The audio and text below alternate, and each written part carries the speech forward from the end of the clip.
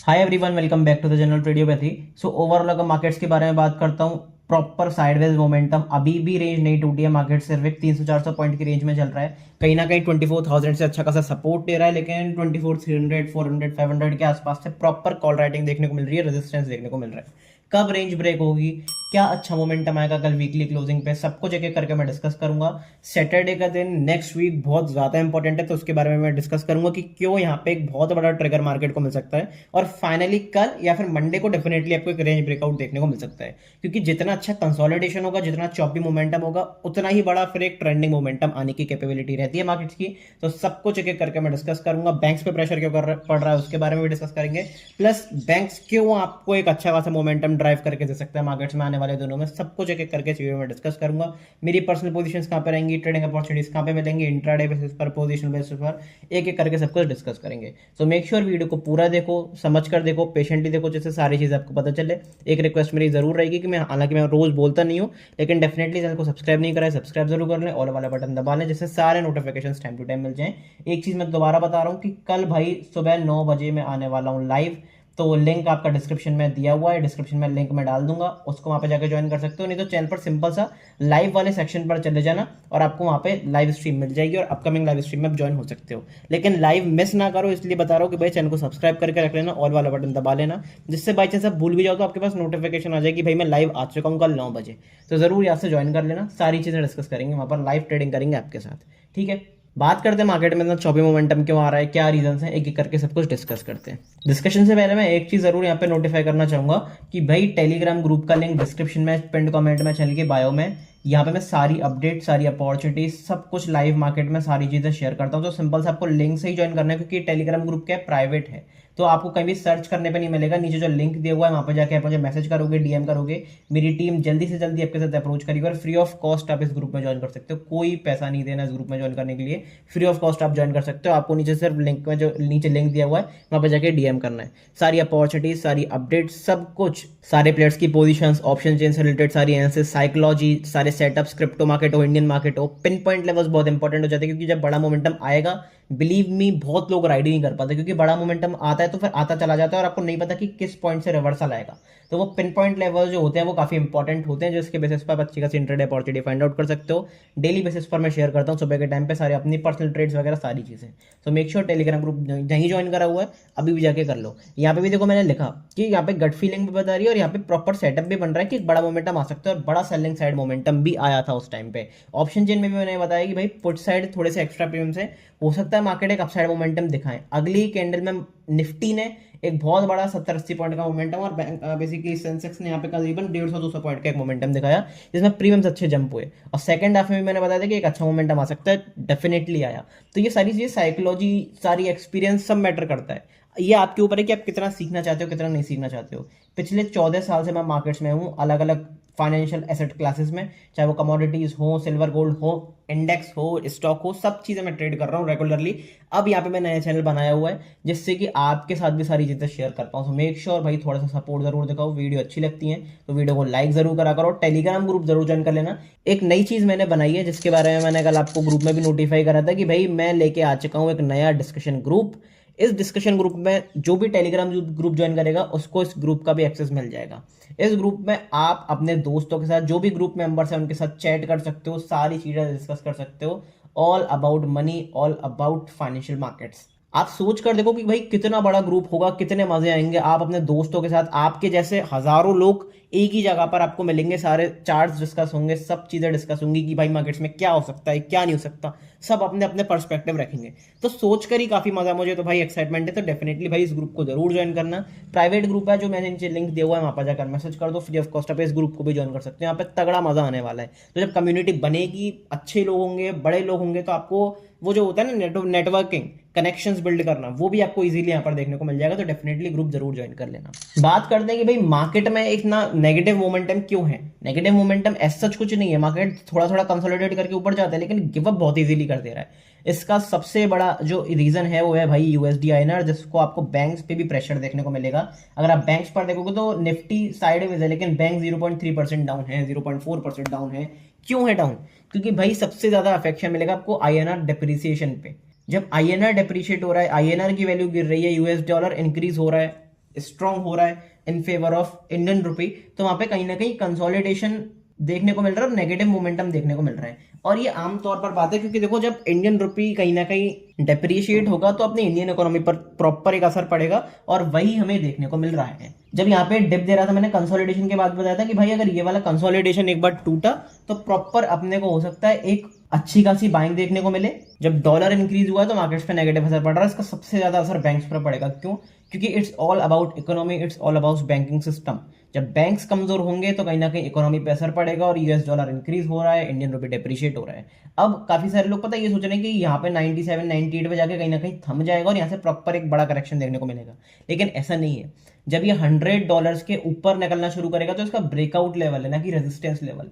जब इसके ऊपर निकलना शुरू करेगा तो और नेगेटिविटी और स्ट्रेस और रेजिस्टेंस आपको मार्केट्स में देखता हुआ मिलेगा, और कहीं ना कहीं इकोनॉमिक क्राइसिस की तरफ चले जाएंगे। जो कि आपने एक देखा होगा, नई गवर्नर मूवी आई है, वो उसमें भी यही बताया है कि भाई डॉलर की रिपी बढ़ रहा है, आरबीआई के पास इतना गोल्ड का स्टॉक नहीं है, या फिर वो चीज़ें नहीं है, फॉरेक्स रिजर्व नहीं है जिससे कोई इकोनॉमी को बचा पाए। तो हो सकता है इकोनॉमिक कोलैप्स की तरफ हम जाएं। मैं बिल्कुल नहीं चाहता जाएं, लेकिन हो सकता है जाएं, क्योंकि यहाँ पे मार्केट्स में पैट्रियटिज्म काम नहीं आता कि आप भाई कितने बड़े देशभक्त हो। इसमें इकोनॉमी, नंबर्स, स्टैट्स काम आते हैं, और उन्हीं के बेसिस पर आपको चलना पड़ता है जजमेंट लेकर।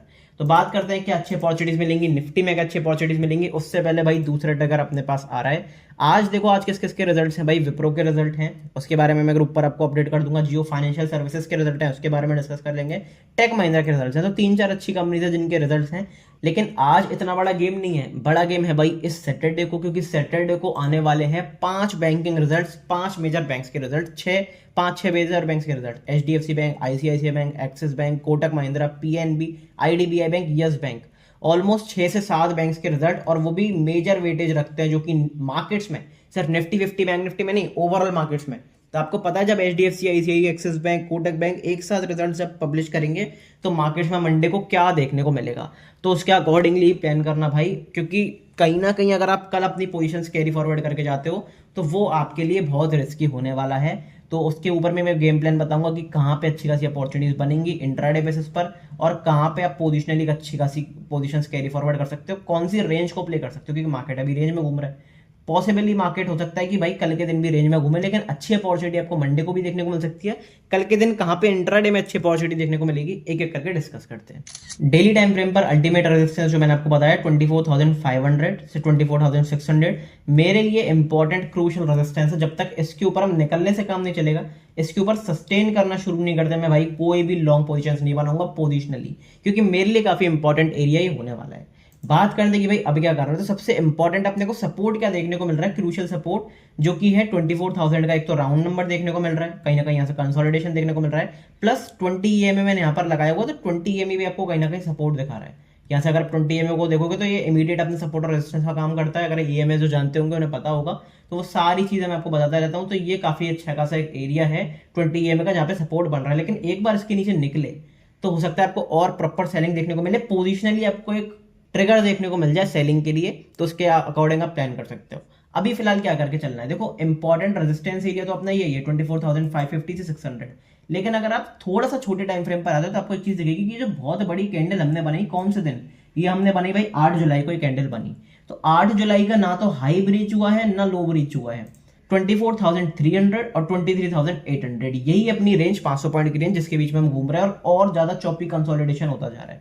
तो जब कंसोलिडेशन फटेगा या तो अपसाइड या फिर डाउन साइड, एक बड़ा मोमेंटम आपको आता हुआ मिलेगा। अब अगर आप मुझसे पूछोगे कि भाई किस तरफ चांसेस ज्यादा है फटने के, तो देखो मैं आपको सिंपल से कहूंगा सेलिंग साइड।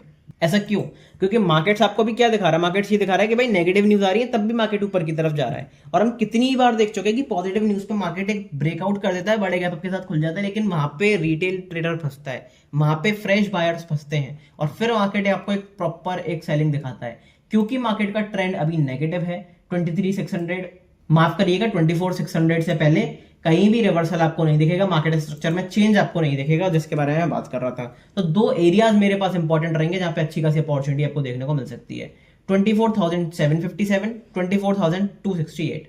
इन 2 एरियाज के आसपास हम आते हैं, negative price action, negative candle की क्लोजिंग करते हैं, डेली टाइम फ्रेम पे रेजिस्टेंस फेस करते हैं, बिंदास होकर एक सेलिंग अपॉर्चुनिटी बनेगी। मैंने आपको यहाँ पर भी बताया था कि ब्रेकआउट हुआ है, यहाँ पे एक अच्छी सेलिंग अपॉर्चुनिटी बनेगी और बार बार इस एरिया के आसपास सेलिंग अपॉर्चुनिटी बन रही है। तो जो दो एरियाज हैं ये मेरे लिए क्रूशियल एरियाज है, अगर इनके आसपास अगर हम दोबारा नेगेटिव प्राइस एक्शन बनाते हैं प्रॉपर एक अच्छी खासी सेलिंग की अपॉर्चुनिटी बनेगी। ये हो गया अपना डेली टाइम फ्रेम पे क्या अच्छी खासी अपॉर्चुनिटी मिल रही है।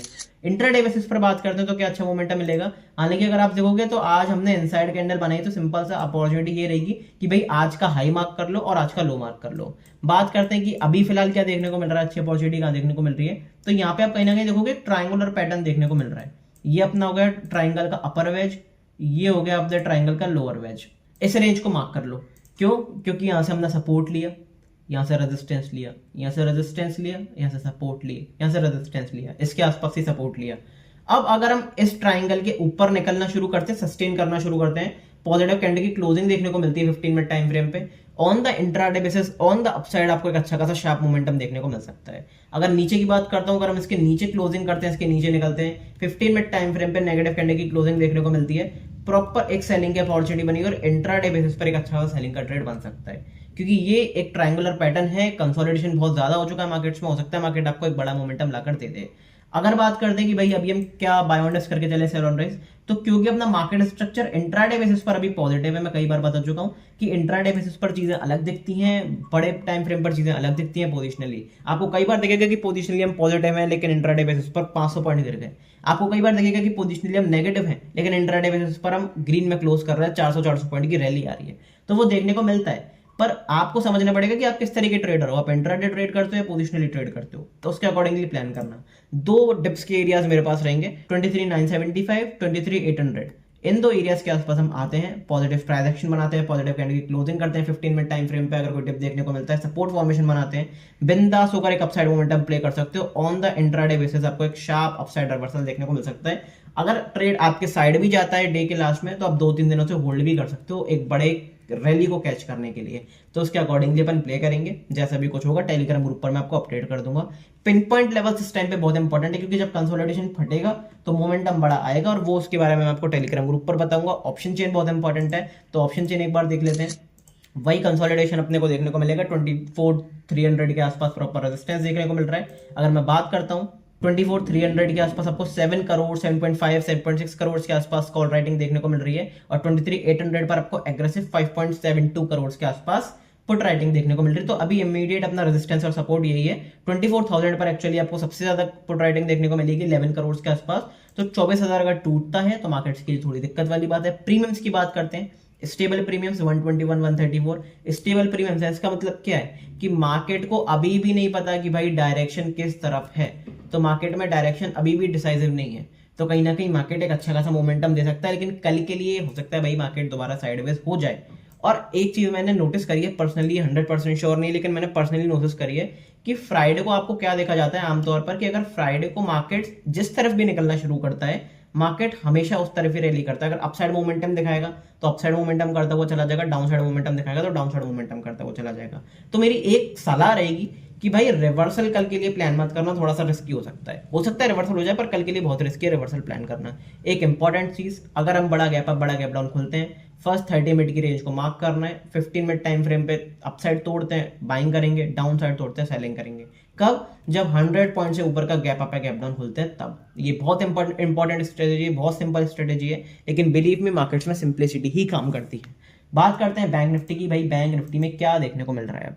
बैंक निफ्टी भी आपको 20 EMA का ही रेजिस्टेंस लेता हुआ दिखेगा, 20 EMA का ही प्रॉपर एक रेजिस्टेंस लिया हुआ है। लेकिन बैंक निफ्टी में इंपॉर्टेंट लेवल्स कौन से हैं? सबसे ज्यादा इंपॉर्टेंट बैंक निफ्टी में जो लेवल है वो है 58,100 का लेवल, जो कि मैंने आपको पहले भी बताया।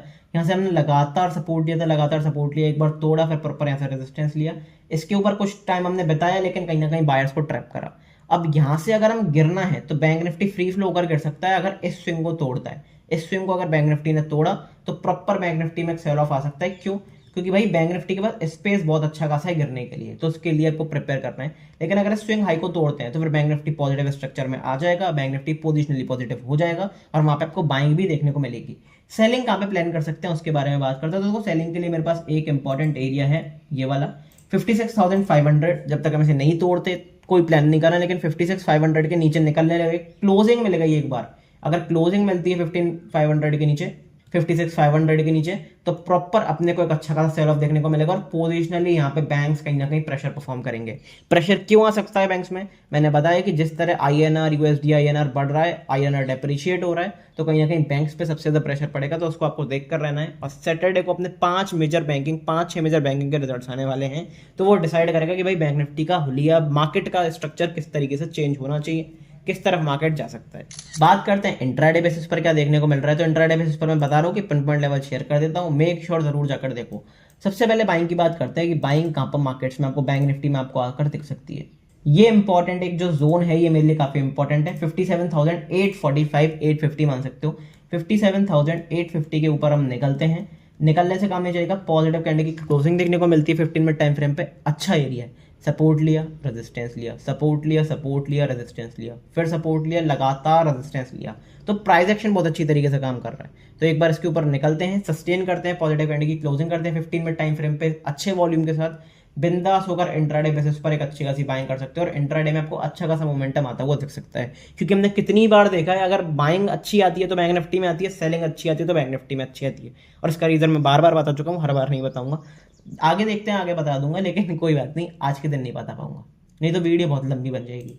सेलिंग कहाँ पर प्लान करनी है? सेलिंग के लिए एक अच्छी खासी अपॉर्चुनिटी आपकी रहेगी इस एरिया के नीचे, जो कि अपना स्विंग लो वाला एरिया है, जहां से हमने आज सपोर्ट लिया 57,415। 57,415 के नीचे निकलते हैं, नेगेटिव कैंडल की क्लोजिंग करते हैं 15 मिनट टाइम फ्रेम पे, अच्छी सेलिंग की अपॉर्चुनिटी आपको आती हुई दिखेगी, तो उसके लिए आपको वेल प्रिपेयर्ड रहना है। ठीक है, तो ये तो अच्छी खासी बैंक निफ्टी में अपॉर्चुनिटी, ये एक अच्छी रेंज बैंक निफ्टी में जो चल रही है। अगर मैं बात करता हूँ कि भाई कितने डिप पर बाय कर सकते हो, तो 2 डिप के लेवल्स मैं आपको बताना चाहूंगा। पहले मैं फिबोनाची रिट्रेसमेंट एरिया एक बार लगा लेता हूँ, उसके बाद डिप के लेवल डिस्कस करेंगे कि कौन से 2 डिप के लेवल्स हैं जिसपे आप अच्छी खासी बाइंग प्लान कर सकते हो।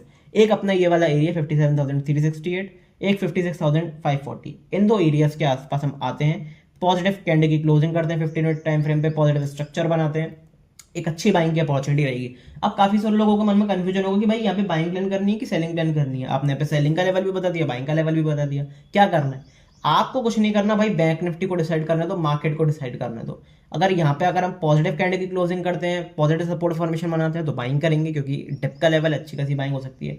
इसके नीचे निकल गए और नेगेटिव कैंडल की क्लोजिंग कर दी यहाँ पे, तो फिर हम सेलिंग की अपॉर्चुनिटी प्लान करेंगे, क्योंकि ये सपोर्ट का लेवल था, डिप का लेवल था, उसको हमने क्रॉस कर दिया, बायर्स की उम्मीदों को तोड़ दिया सेलर्स ने, तो कहीं ना कहीं सेलिंग आ सकती है मार्केट्स में। तो इस तरीके से प्लान करना है, सिंपल रखना है मार्केट्स को, क्लियर रखना है चार्ट्स को, अच्छी अपॉर्चुनिटीज मिलेंगी। और बाकी की जो भी कुछ इंपॉर्टेंट चीजें होंगी वो मैं टेलीग्राम ग्रुप पे अपडेट कर दूंगा। मैं फिर बता रहा हूँ भाई, कल आने वाला हूँ मैं 9 बजे लाइव, सो मेक श्योर जरूर ज्वाइन कर लो यूट्यूब पर। मिलते हैं कल लाइव में टेलीग्राम ग्रुप पर, तब तक के लिए goodbye, thank you very much.